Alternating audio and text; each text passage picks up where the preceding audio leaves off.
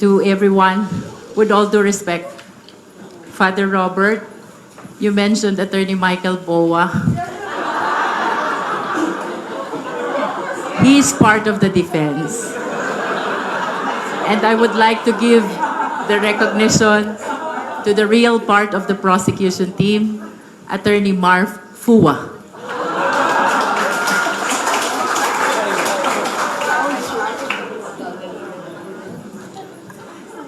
To all our priests, to our prayer warriors, to our brothers and sisters in this parish, hindi po madali ang tumayo sa harap ng impeachment court. Hindi po madali na balikan lahat ng aming pag-aaral during our college days. Hindi po madali na maging sentro ng iba't ibang opinyon kaugnay ng impeachment process na ito. Nevertheless, we believe that there is honor to be at the forefront of this accountability mechanism.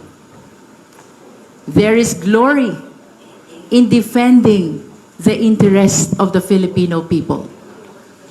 And there's fulfillment to be at the forefront in upholding what the Constitution mandates.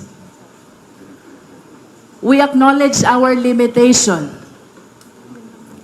We acknowledge our imperfections. We acknowledge all our insufficiencies. But let me tell you, my dear brothers and sisters, all your prayers overpower them.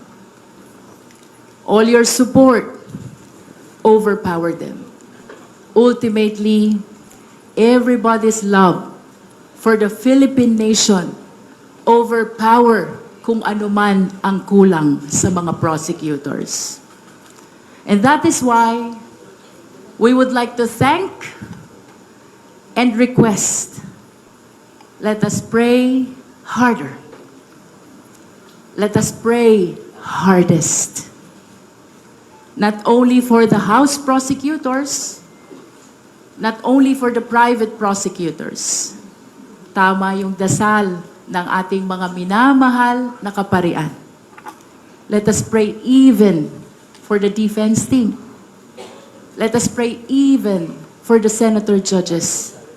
Let us pray for the entire Philippine nation. Kung saan po nanggagaling ang paninindigan naming lahat, it is because we believe that Filipinos deserve better leaders. Filipinos deserve better nation. Filipinos deserve better republic. Kay Father Robert, sa lahat po ng mga pari na naririto, sa lahat po ng mga kababayang Pilipino, please walk with us.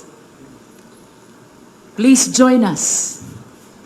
Please be with us until the conclusion of this impeachment trial. Ang sabi po ng nanay ko, pag nagdadasal, dapat nililiwanag. Pag nagdadasal, dapat specific.